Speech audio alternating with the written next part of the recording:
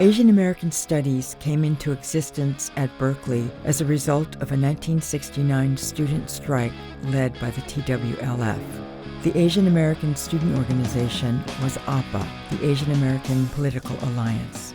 APA members understood empire and the connections between America's racist wars in Asia and racism against people of color in the U.S.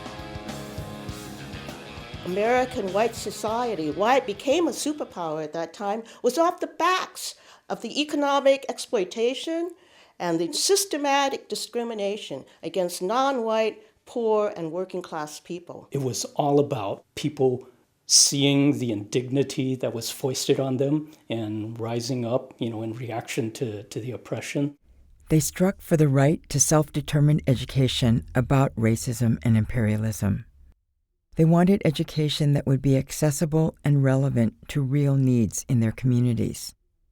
They demanded an autonomous third world college with departments of African American, Asian American, Chicano, and Native American studies. Before the founding of APA in 1968, we were Orientals at best.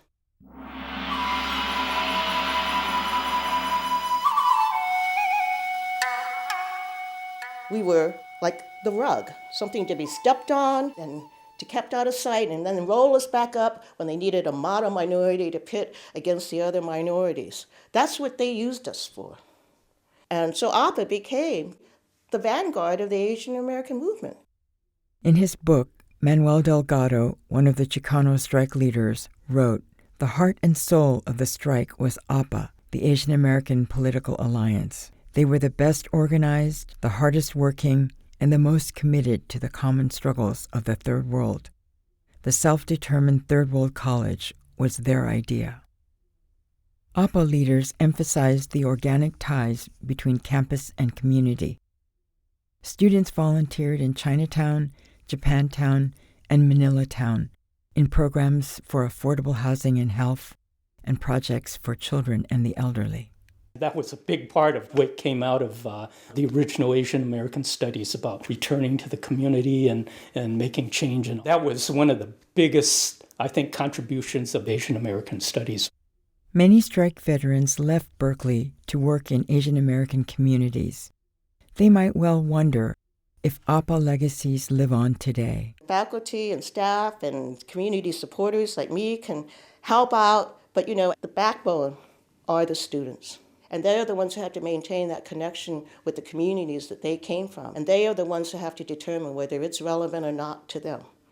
I come from a Filipino immigrant family, and I grew up in historic Filipino town, Los Angeles. And I told my parents that I was majoring in Asian American Studies. They were kind of confused because they didn't know what that was. So they were like, "What is that? Is it history? Is it sociology? Like, what is it?" I remember my mom saying to me when she found out that I changed my major from business to Asian American Studies, she said, "You'll never get a job anywhere."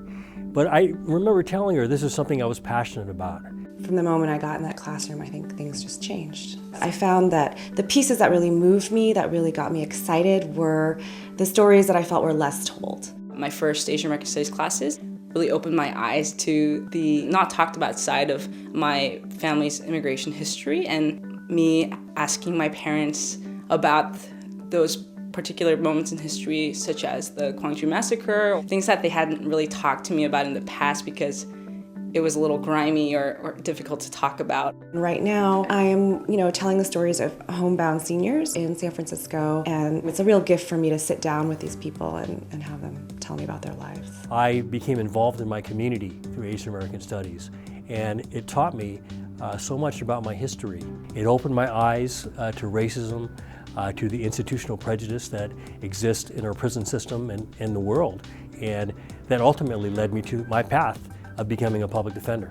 Right now, my research for school was focusing on the way Cambodian American youth in East Oakland are coming to terms with the conditions that they face. I'm trying to situate their experience in a longer history of American military presence in Southeast Asia and being immigrants in the United States, and then the changing dynamics in an urban setting like East Oakland, and kind of how do they fit in all of that, and how has that all kind of informed their notions of self and identity. Asian American Studies really provided me with a lens for understanding the Asian American community, our history, as well as our cultural formation and productions, because I feel like it's important to tell the stories of our generation when it comes to being queer, being Asian American, and being at the intersections of all these different identities. There was no way I could go into graduate school or into any sort of program that didn't allow for some sort of community activism. So my dissertation project, I'm looking specifically at the film A Village Called Versailles, which is about a Vietnamese American community in eastern New Orleans post-Hurricane Katrina and their efforts to shut down a toxic landfill in their neighborhood. Last year I was co-editor-in-chief of Maganda magazine, which is the longest Filipino-American literary arts magazine in the nation, and we published our 26th issue called Bawa, and it was really pretty.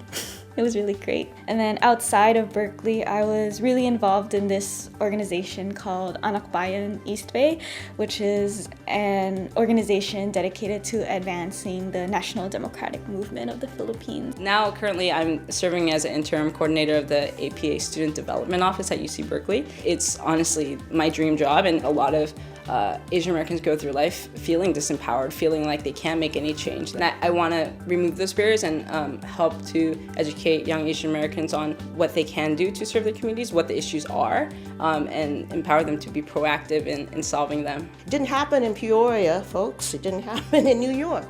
It happened here in Berkeley.